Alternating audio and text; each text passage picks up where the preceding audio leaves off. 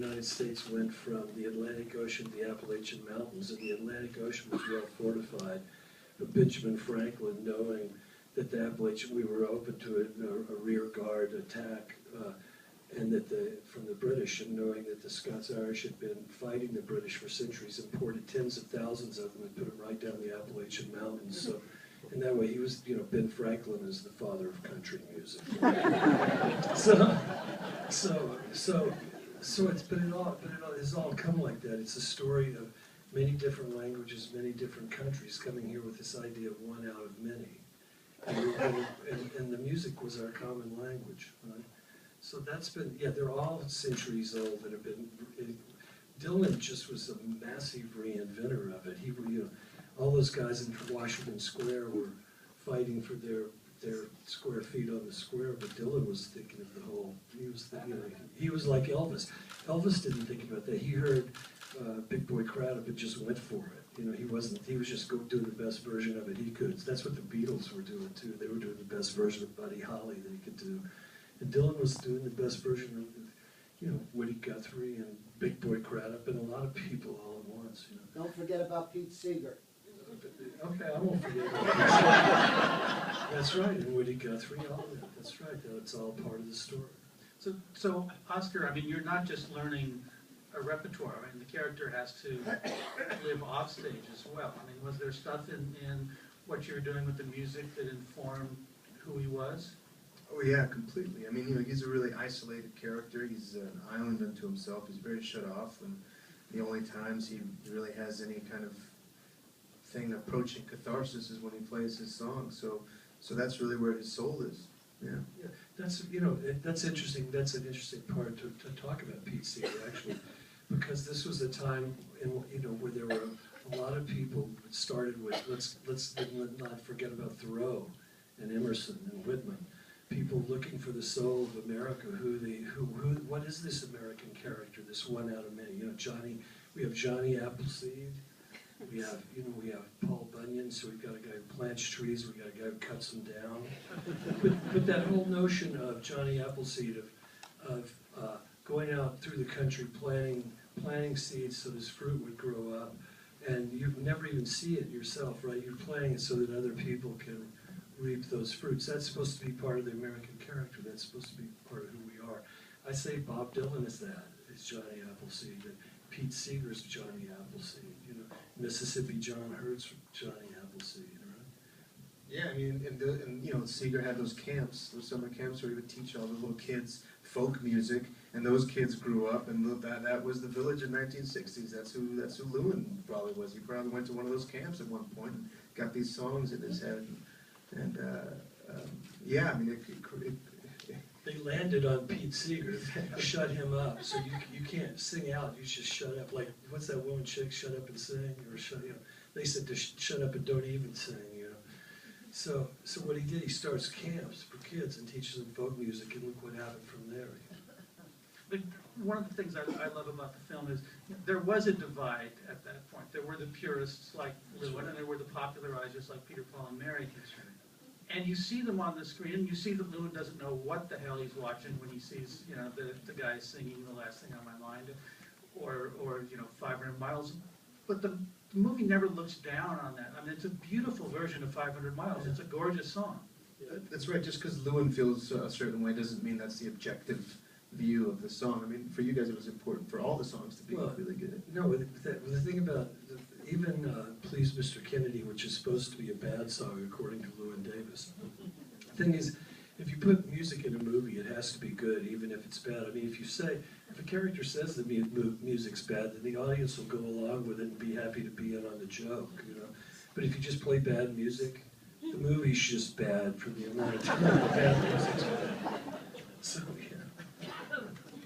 Well, I'll open it up to the audience in a minute, but I do want to ask, you did a big show in New York that I guess is going to be on Showtime next month, and it's a great private thing last week.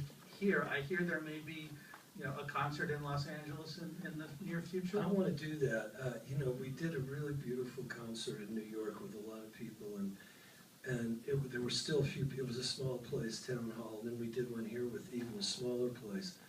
But I feel like we show, actual people, not just people in show business or something. So yeah, I want to do that, and I think we should do it out here too. I think it'd be good if we can find the right place. We think so too.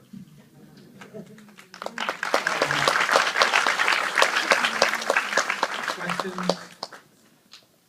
Anybody? Oh, right here. Yeah, I was wondering, the scene at the dinner party when you were forced to play, what was it like playing that scene? Because you can see how upset the song makes you, but it's also funny just how annoyed you are at those moments they are contempt. How do you approach playing something like that? I was really sick that day. Really, the doctor had to come, inject stuff into my butt. That was B12 shot or something, I guess.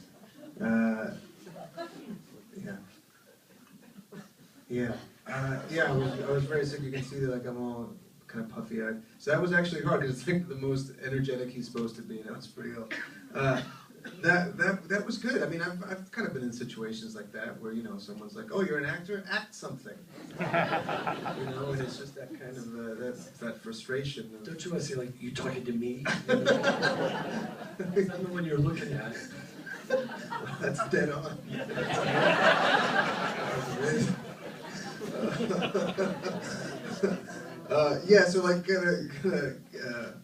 Really getting that, feeling that feeling of frustration. It was good, but it's on the page, man. I mean, that's what's so amazing about them. It's right there. They write all that, every every ellipses. It's like they're writing act here, It's all on there. Who was the guy, if you don't mind telling us, who was the guy who taught you how to pick Dave Van Ron? His name's Eric Franzen. Eric Franzen. He plays every Monday night at Cafe Vivaldi in the Village. Yeah, he's great. Thank you. I grew up in the Village, 40s, 50s, and 60s, on Bank Street. Where did you get those apartments in the Village? Or were they in the Village? A few of them were in the Village. McDougal Street obviously doesn't look anything like that anymore, so we shot that on East 6th Street. They just changed that whole thing. Cafe Reggio was the Cafe Reggio.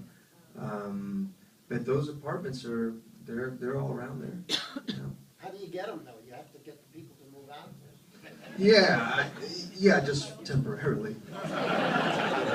They'll give them some money and then ask them to not be there that day.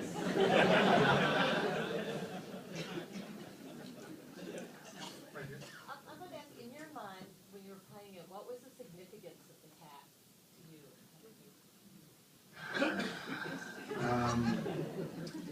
I just was trying to get through it, to be honest. Just because there was lots of different cats, because you can't train cats, so they had different cats for different needs.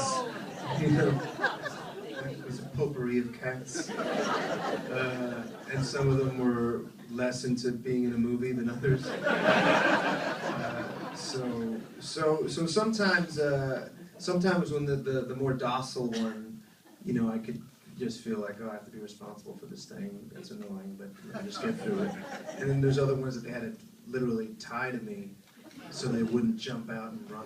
Some of them didn't like folk music. Some of them really didn't like folk, or being tied to a human being. I think it was like a test of your kind of your attachment thing.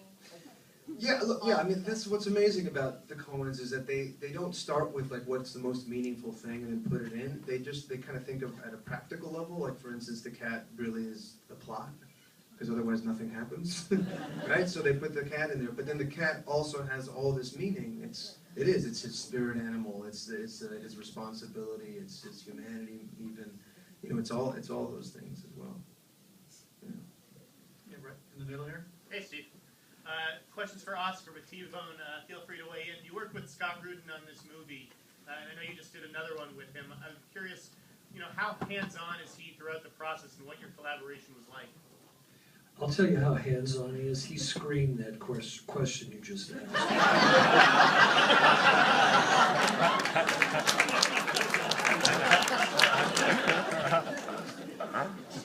I concur.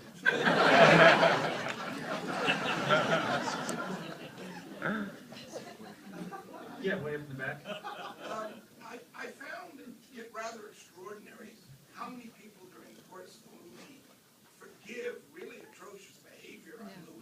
Like what? Seriously, like what? What did he do that was so horrible?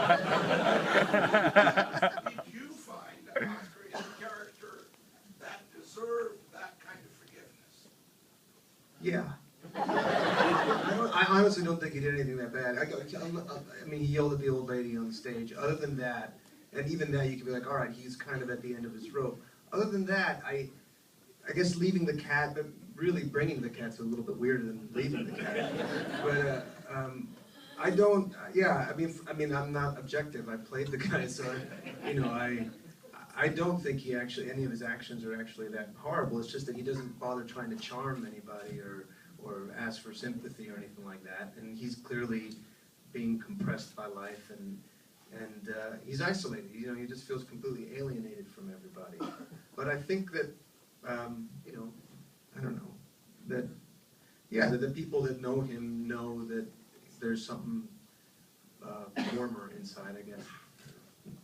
Well, Carey Mulligan knows him, but I don't know if she thinks that. I think you can tell that she likes me underneath all that stuff. So you can get a gig at the end. Yeah, she helps get a gig. And, hey, it does take two to tango. I mean, it's kind of shirking the responsibility on that one. Yeah. For either one of you, you guys have both commented on the Coen Brothers in which respects. What differentiates them from the other directors that you work with? Well, there's two of them. I mean, but that's a big deal, No, it is. It's like, seriously, they're both genius filmmakers in their own rights. It's a little like having John Ford and Billy Wilder in the same directing a picture or something. Seriously, I know that's hyperbole or whatever, these giants, but they're just good. They're both really good. and they're making the same exact movies. You have double the horsepower, and yeah, and they just they riff off of each other. There's not a lot of checking in, and then you go talk to them, and I'll go talk to them. It's just I'll tell you, they're completely not that other filmmakers aren't, because I can't really compare because it's a unique situation. But they're incredibly generous. They were lucky. They're lucky more than anything else. They're good, but they're even luckier than they are good. And when they first started making films, they couldn't raise any money to do it for Blood Simple. I mean, they couldn't get anybody to a studio to finance it. So they went out and raised money themselves, and they owned the picture. And they made it, and they know how to make it. They do exactly what they say they're going to do for exactly the number they say they're going to do it. And because of that, they've been able to maintain autonomy, and they have final cut on everything. It's pretty amazing, really. So they just they tell you the film they're going to make, and then they make exactly that film, and they don't make 3 other films while they're making it. It's not like, well, let's shoot this from 360 degrees, and we'll put it together later. It's all very directed from the first phone call.